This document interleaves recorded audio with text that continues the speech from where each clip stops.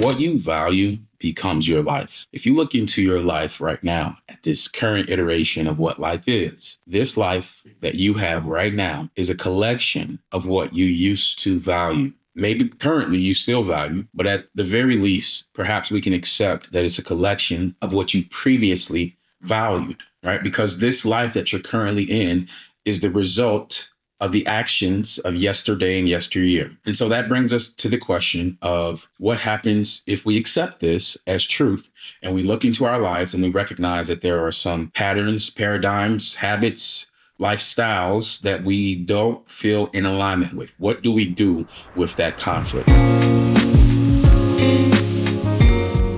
But what you do with that conflict, first and foremost, is that you have compassion and love for yourself where you are. So many people try to engage personal development work or changing your life or improving your life. And they try to change it from the lens of I am defective or something is wrong with me or I have these problems or I have these issues. And so they're looking at something negative and they want to make a change into something positive. I am negative here, so I want to be positive here. I have no problem with that. But there is a large group of the population where mentally that entry point and that engagement point doesn't really suffice when you're actually in the meat and in the game. What will benefit a lot of people is if your starting point was, cool, I'm a good person, I'm doing okay, I'm doing all right, I'm doing well, I'm doing fantastic, whatever type of more uplifting, energetic you want to use there. And then it's just an and. Like, I'm doing okay, and I want to be better in school. And part of the I'm doing okay is rooted in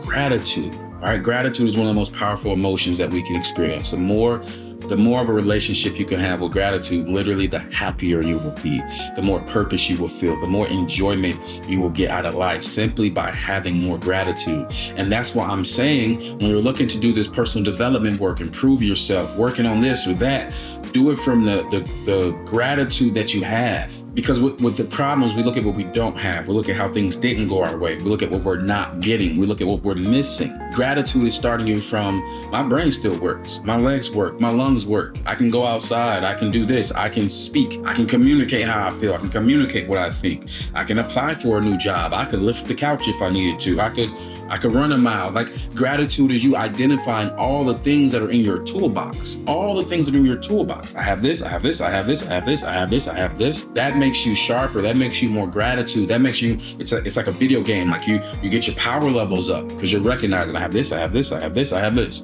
I have lungs, I have opportunity, I have a smile, I can walk. And if you create from that space, from yes, I have these good things going and I want to improve my mile time and I want to see my partner more and I want to engage with my kids. Like, whatever the thing is, when you're creating from a place of gratitude, that thing becomes a lot easier to attain mentally. Some people, right? Perhaps some people are completely motivated by seeing a deficit and viewing it as a deficit. Like, oh, I suck and I'm going to continue to suck until I reach this point. Some people are completely motivated by that, and some people's mental health is completely fine with that approach. I've personally used that before. Like, I've literally had experiences in my life where I said, I'm not going to be okay until I reach this point. And I've done everything in my power to work until I get that point, and then I arrive at that point, and then I feel okay. That has worked for me before. That doesn't work for everybody. In fact, I don't even recommend that, because there's also been times where I'm like, man, all right, bro, you're good. Like, be proud of yourself. What you're doing this, you're doing that. Okay, cool. Now let's tighten it up. Let's improve. Let's get back. Let's get back to practicing. Let's get back to getting better. And this is our goal. We still want to reach here. Cool. We can still get there, but you're good. You got momentum. You have some things on your side.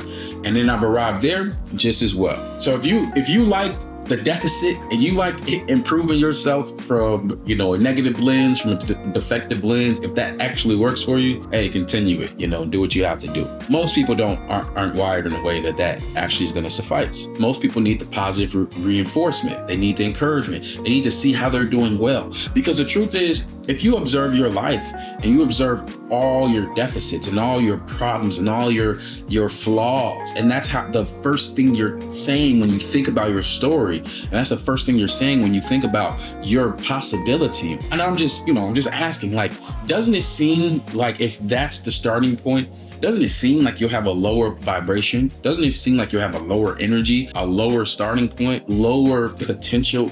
Perhaps it's not true, but maybe it is. And that's what I'm asking you. So for you today, my friend, I want you to value who you are, value your life, value your time, value your body, value your mind, value your sleep, value the food that you're putting in your body, value the nutrition that you're putting in your body, right? Value everything, the textures that you're putting on your skin, the soaps, the lotions, everything is important. And the things that you think that are wrong with you are your problems, give yourself a little grace and compassion, because there's really two ways to look at it. Yes, you have some problems that make your life harder or defective, or you're shortening your lifespan. So those things need to be attended to, but they need to be attended to with care. Or there are some things about you that aren't that big of a deal and you're making them bigger than they are. It's really like one of the two. Some of the problems you have, like you 100% need to change course, get some support, get a coach, get a trainer, get a therapist, have your partner hold you to a higher standard. There's that pillar. And then this other pillar is some of the things that you're naming about yourself aren't even that big of a deal. They're just regular human things, and you're making it worse. You're making your life harder than it needs to be because you're being harder on yourself, and it's not necessary. So this is like that opportunity to realize, like, what am I doing? Like, do I actually have something that like is a real problem? I have an addiction. You're addicted to alcohol. Like, that's a real problem that's detrimental to your life that you do need to get support with. You do need to get counseling with. You do need to be seen and held. And like maybe the things emotionally that are deeper need to be brought up in therapy so you can stop using the alcohol to maybe mask or deal with or run from what perhaps you're dealing with. Or are you on the other end and maybe you're a little forgetful, right? And if you're a little forgetful, that's like maybe you need to start using a journal, right? So it's like the things that we're saying that are negative or poisonous or problematic or toxic about ourselves. Yes, sometimes perhaps they're true. If so, get support. Just lean into support. And if it's not true, then let's stop talking about it in that manner. Let's stop talking about ourselves in a negative manner. Let's stop talking about ourselves in a defeatist energy, in a defeatist mindset. My name is Sylvester McNutt III. Thank you for joining me today. Hope you have a great day.